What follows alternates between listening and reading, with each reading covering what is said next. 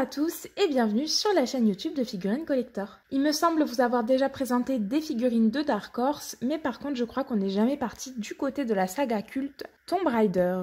Alors pour faire un résumé très simplifié, c'est vraiment un classique du jeu vidéo qui met en lumière Lara Croft, une aventurière et archéologue qui va partir à la recherche de différents artefacts. C'est une licence qui a eu tellement de succès qu'elle a effectivement vu naître plusieurs jeux vidéo, qu'ils soient des suites ou des reboots, mais qu'elle a également été déclinée en de nombreux autres formats comme des romans, des comics, des films, etc.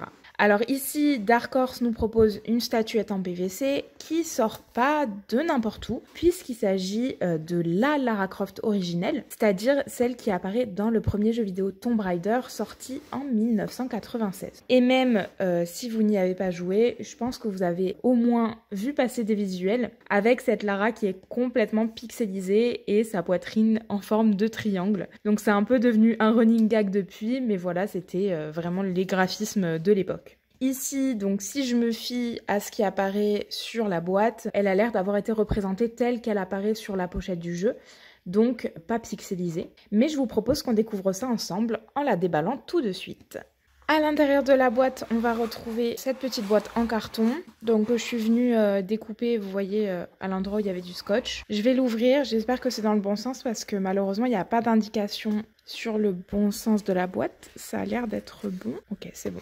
Et donc on a toute notre figurine qui est emballée, vous voyez, avec donc notre figurine qui est déjà montée sur le socle. Et on va avoir quelques petits accessoires. Ici en dessous, le bras avec le sion, des petites flammes à monter. Ici, je pense que c'est des éléments du socle à vérifier. Exactement, on a des petits pics à mettre un petit peu partout, je pense. On en a pas mal à l'intérieur. Je vais déballer tout ça hors caméra et je vous montre un petit peu le contenu de la boîte. Bien, ce qu'on remarque tout de suite, c'est effectivement que notre statuette, elle est en un seul morceau. Donc on va vraiment avoir le socle et notre personnage qui sont déjà montés ensemble. On va juste avoir quelques petits éléments à venir rajouter au décor. Donc d'abord, on va avoir des flammes, donc deux plus précisément, comme ceci, qui sont en PVC un petit peu transparent. Et on va également avoir 8 pics de tailles différentes. Et ces pics, je vais essayer de vous les rapprocher pour que vous voyez un petit peu. Vous voyez, ils ont l'embout qui est un petit peu métallisé, mais alors un effet très très léger que vous voyez surtout à la lumière. Donc je ne sais pas ce qui a été vraiment représenté ici, je ne sais pas si c'est censé être juste des pics en bois ou si effectivement il y a un embout métallique. Peut-être que ça aurait mérité d'avoir dans ce cas-là, le métal qui était un petit peu plus appuyé, on va dire. Mais voilà, vous avez ce petit effet-là qui rend assez sympa à la lumière.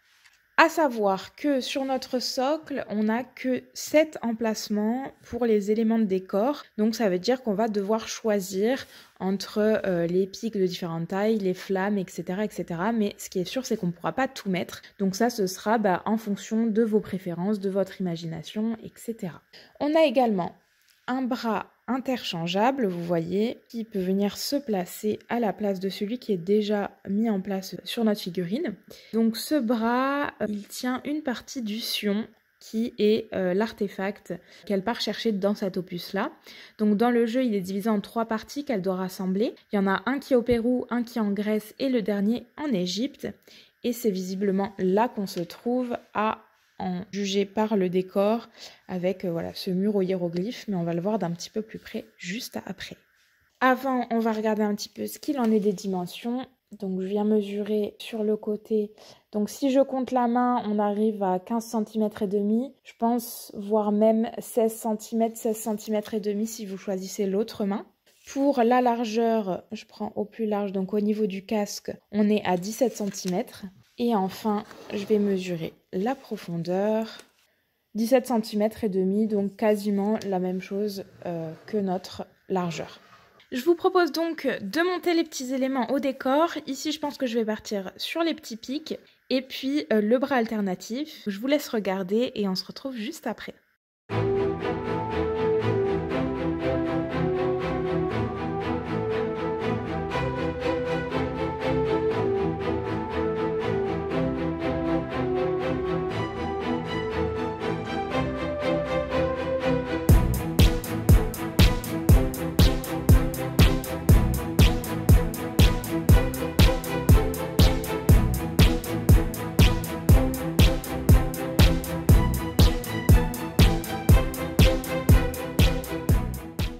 Maintenant que j'ai monté tous les éléments, je vous propose qu'on la regarde un peu plus en détail. Donc on va tout de suite commencer avec la partie du bas, avec en visuel sur le devant Tomb Raider, donc le nom de la licence évidemment. On va ensuite avoir notre personnage qui essaye d'esquiver toute une série de pièges comme on a pu être habitué dans les jeux vidéo de la licence. Alors ici, j'ai choisi les pics, mais bien évidemment, vous pouvez rajouter des flammes, vous pouvez les disposer comme vous le souhaitez. Ça, c'est vraiment en fonction de vos préférences. Elle enjambe également un cadavre, voilà, qui doit être là depuis bien longtemps, en armure avec une jolie peinture métallisée, vous voyez. Et puis on va s'attarder un petit peu sur notre personnage. Donc on commence tout de suite par les bottes. Sur le côté, donc les deux revolvers qu'elle utilise dans les jeux vidéo, qui sont un petit peu sa marque de fabrique, bien qu'elle puisse utiliser d'autres armes.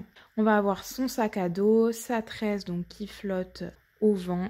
Alors, je trouve ça un peu bizarre qu'il n'y ait pas de bout à la tresse. J'aurais bien aimé qu'il y ait un petit, voilà, une petite fin.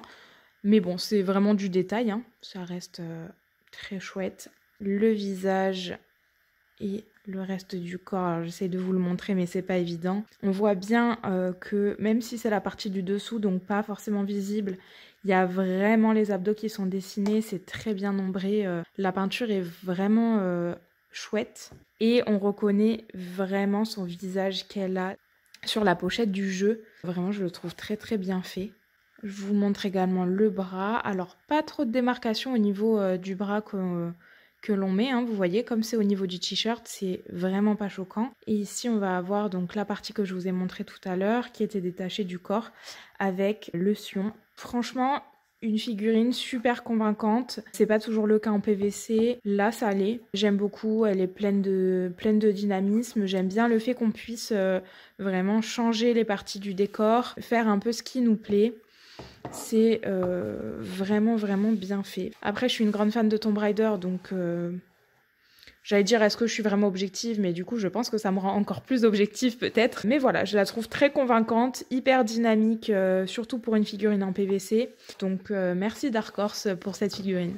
Cette vidéo touche donc à sa fin. J'espère que vous avez apprécié découvrir cette petite figurine de Lara Croft par Dark Horse avec moi. Moi, en tout cas, j'étais hyper contente de pouvoir vous la montrer. Je vous laisse aller voir dans la description si jamais vous souhaitez commander cette figurine. Vous trouverez le lien vers le produit. N'oubliez pas de liker, de laisser un petit commentaire et surtout de vous abonner à notre chaîne YouTube. Je vais vous laisser là avec un petit aperçu sur la base rotative comme d'habitude. Je m'arrête de parler maintenant et puis je vous dis à la prochaine!